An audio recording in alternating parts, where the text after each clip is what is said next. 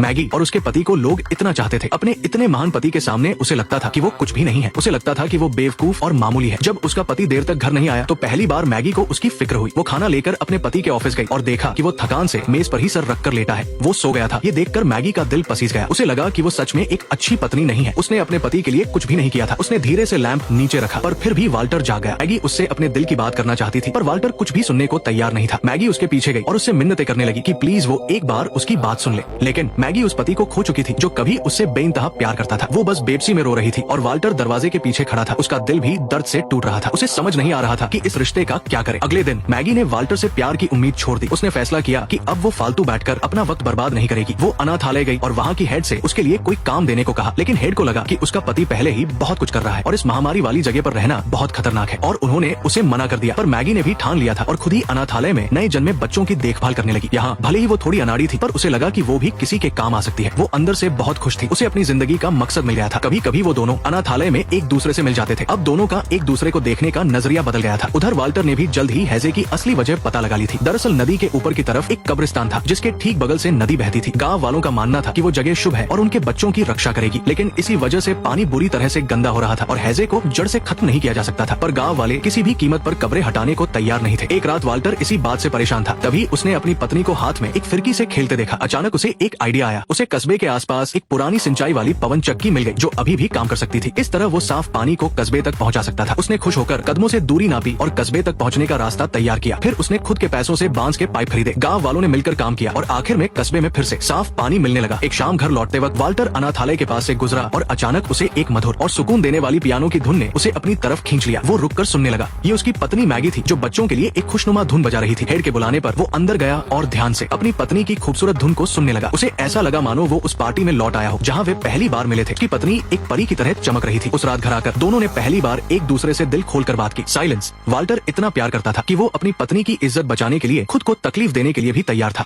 वो मैगी को जरा भी दुख नहीं पहुंचाना चाहता था, इसीलिए उसने सिर्फ दरवाजे का हैंडल घुमाकर उन्हें आगाह किया था। महामारी को और फैलने से रोकने के लिए वाल्टर की सलाह पर सेना ने जबरदस्ती गांव वालों के घरों से लाशें उठवाकर उन्हें जल्द से जल्द दफना दिया। लेकिन इस काम ने गांव वालों को भड़का दिया। वो बिना कुछ सोचे समझे सभी विदेशियों को वहाँ से भगाने लगे। तभी मैगी काम खत्म करके घर लौट रही थी और उसे एक बड़ी भीड़ ने घेर लिया। बहस के दौरान वो अपनी पालकी से गिर पड़ी और घबराकर एक गली की तरफ भागी। आखिर में लोगों ने उसे एक आंगन में घेर लिया। तभी मुश्किल के उस पल में वाल्टर वहाँ पहुँच गया और अपनी पत्नी को बचाने के लिए उसके सामने खड़ा हो गया। अच्छी किस्मत थी कि ऑफिसर सिन्हा भी वक्त पर पहुंच गए और वो लोग बच गए। घर लौटते समय दोनों एक छोटी नाव में बैठे थे। दोनों चुप थे, पर एक दूसरे के दिल को सुकून मिल रहा था। धुंधली रात थी और शायद नशे की वजह से दोनों ने अब अपनी भावनाओं को और नहीं दबाया। आखिर में उनके रिश्ते में सब ठीक हो गया। अगले दिन दोनों एक साथ बांस की नाव की सवारी कर रहे थे। मैगी अपने पति को उसके काम के बारे में बताते हुए सुन रही थी और दोनों पहाड़ों के खूबसूरत नजारे देख रहे थे। मैगी अपने पति को बहुत गर्व भरी नजरों से देख रही थी। जैसे पहाड़ों के बीच का धुंध छंट जाता है, वैसे ही उन दोनों के बीच का पर्दा भी हट गया था। दोनों के दिल एक दूसरे के और करीब आ गए थे। शांति और खुशी से भरे दिन गुजर रहे थे कि तभी अचानक अनाथालय में काम करते हुए मैगी बेहोश हो गई। उसे होश आया तो उसने देखा कि उसके आसपास बहुत से लोग खड़े हैं। मैगी घबरा गई और उसे लगा कि उसे हैजा हो गया है, पर हेड ने उसे खुशी से बताया कि वो माँ बनने वाली है। मगर मैगी ये सुनकर खुश नहीं हो पाई क्योंकि उसे पक्का यकीन नहीं था कि ये बच्चा उसके पति का है भी या नहीं। वो बस रोए जा रही थी। उसे डर था कि वो अपने पति को फिर से खो देगी। लेकिन जब वाल्टर वहाँ आया तो उसने बड़े यकीन से कहा कि बच्चा चाहे किसी का भी हो, इससे कोई फर्क नहीं पड़ता। जरूरी ये है कि वो मैगी से बहुत प्यार करता है और उसे खोना नहीं चाहता। वो मैगी को उसकी हर चीज के साथ अपनाएगा। इतना कहकर दोनों एक दूसरे से लिपट गए। साफ पानी का सोर्स आखिर में कस्बे तक पहुँच ही गया। कस्बे में फिर से जान आ गई थी, लेकिन किसी ने नहीं सोचा था कि दूसरे गांवों से बहुत सारे शरणार्थी कस्बे में आ जाएंगे। जिस कस्बे ने अभी अभी महामारी को हराया था उसके लिए ये एक तबाही जैसा था। वाल्टर तुरंत नए मरीजों का इलाज करने के लिए निकल पड़ा। जाने से पहले उसने प्यार से अपनी पत्नी के गाल पर किस किया। वो उसे छोड़ना नहीं चाहता था, पर फिर भी इंसानियत की खातिर उसे अपनी परवाह किए बिना आगे बढ़ना पड़ा। उस रात एक अफसर अचानक मैगी के पास आया और हड़बड़ी में बताया कि दिन रात काम करने की वजह से वाल्टर को भी महामारी ने जकड़ लिया है। मैगी बदहवास हालत में कैंप पहुंची और देखा कि वाल्टर बिस्तर पर पड़ा है और उसकी हालत बहुत नाजुक है। उसकी आंखों के नीचे काले घेरे थे और बीमारी की वजह से वो पहचाना नहीं जा रहा था। अपने पति को दर्द में देखकर मैगी का दिल दर्द से भर गया, लेकिन वहाँ दवा की भी कमी थी। उसने सभी को कमरे से बाहर भेज दिया और बस चुपचाप अपने पति के पास बैठना चाहती थी। लेकिन जिंदगी के आखिरी पलों में भी वाल्टर को अपनी पत्नी की फिक्र थी। उसने मैगी से खुद को माफ करने के लिए कहा कि वो स्वार्थी बनकर उसे अकेला छोड़कर पहले जा रहा है। इस दुनिया में एक ऐसा प्यार भी होता है जो सोच से शुरू होकर दिल में अपनी जड़ें जमा लेता है और फिर धीरे धीरे बढ़कर मौत तक साथ रहता है। पाने से ज्यादा देना, शायद यही वाल्टर का मैगी के लिए प्यार था। मैगी का प्यार दीवाना था। जब प्यार था तो सबसे ज्यादा, और जब दर्द था तो मौत जैसा। लेकिन अगर वो कुछ घंटे भी टिक जाए तो उसके लिए पूरी जिंदगी महसूस करना और याद रखना जायज है। आखिर में मैगी ने वाल्टर की आखिरी इच्छा पूरी की और उसे वही दफना दिया। मैगी घर लौटी, वो अब भी। नेक्स्ट पार्ट देखने के लिए वीडियो को लाइक करो।